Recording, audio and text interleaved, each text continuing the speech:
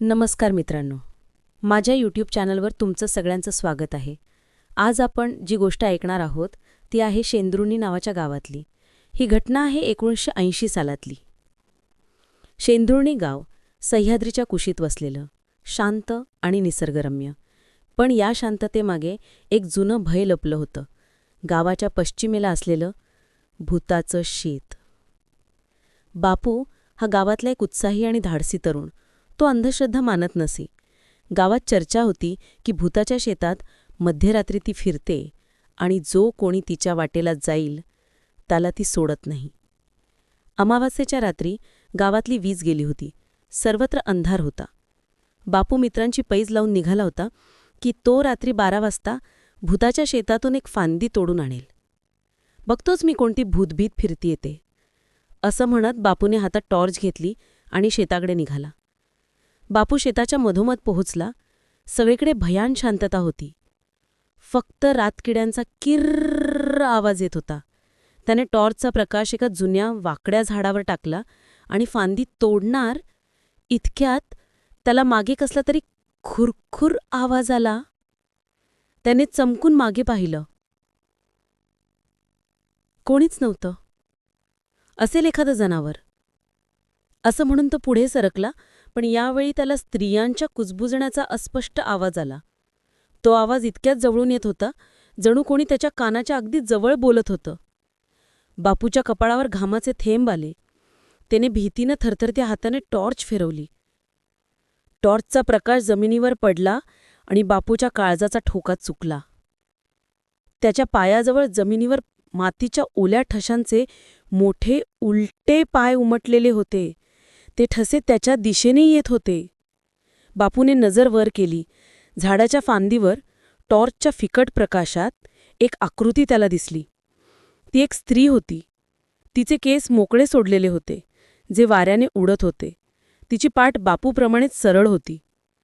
बापूने विचार केला, अंधश्रद्धा नाहीये ही, पण मला इथून निघायला हवं.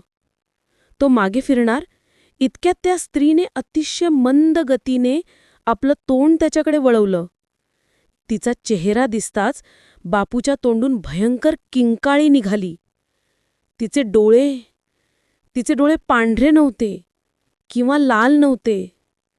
ते पूर्णपणे काळ्या रंगाचे, खोल आणि जीवघेणे होते. तिच्या चेहऱ्यावर एक भयानक आणि विरूप हास्य होतं आणि त्या हास्यातून तिच्या तोंडातून काळं रक्त ओघळत होतं. ती बाई झाडावरून उतरली, पण ती चालत नव्हती. ती जमिनीला स्पर्श न करता हवेत तरंगत बापूच्या दिशेने येत होती. तिच्या येण्याने शेतातली हवा अचानक खूप थंड झाली. तिच्या डोळ्यात पाहिल्यावर बापूचं धाडस क्षणात गळून पडलं. त्याला वाटलं की त्याची त्वचा गोठून गेलीये. तो जागेवरच खिळला. ती बापूच्या अगदी जवळ आली. तिने आपला हाडकुरा हात बापूच्या खांद्यावर ठेवला आणि अत्यंत करुण पण त्याचवेळी बर्फासारख्या थंड आवाजात गुजबुजली, बापू, तू तर पैज जिंकण्यासाठी आला होतास. जा, घेऊन जा माझी फांदी. आणि मग दुसऱ्या दिवशी सकाळी गावातल्या लोकांनी बापूचा मृतदेह त्याच भूताच्या शेतात पाहिला. तो त्याच झाडाच्या मुळाशी निपचित पडला होता. त्याच्या हातात ती झाडाची वाकडी फांदी होती आणि त्याच्या चेहऱ्यावरचे भाव, ते पाहून कोणालाही कळलं की त्याला काय दिसलं असेल. ती भीती, तो भयानक चेहरा. गावकऱ्यांनी त्याच क्षणी ठरवलं की शेंदुर्णीच्या भूताच्या शेताच्या वाटेला आता कोणीही कधीही जाणार नाही. पण मित्रांनो, गावातले लोक आजही सांगतात की अमावास्येच्या रात्री जेव्हा सगळीकडे भयान अंधार असतो, तेव्हा त्या शेतातून एक भयंकर किंकाळी आणि एक मंद गुजबीज ऐकू येते. ती गुजबूज कोणाची आहे? बापूची की त्या तिची? आणि मित्रांनो, एक विचार करा. तुम्ही जर बापूच्या जागी असतात तर तुम्ही ती पैज लावली असती का? मला कॉमेंटमध्ये नक्की सांगा. या व्हिडिओला लाईक करा, शेअर करा आणि माझ्या चॅनलला सबस्क्राईब करायला विसरू नका. पुढील भागात आपण भेटू आणखी एका सत्य घटनेवर आधारित भयानक गोष्टीसह. धन्यवाद.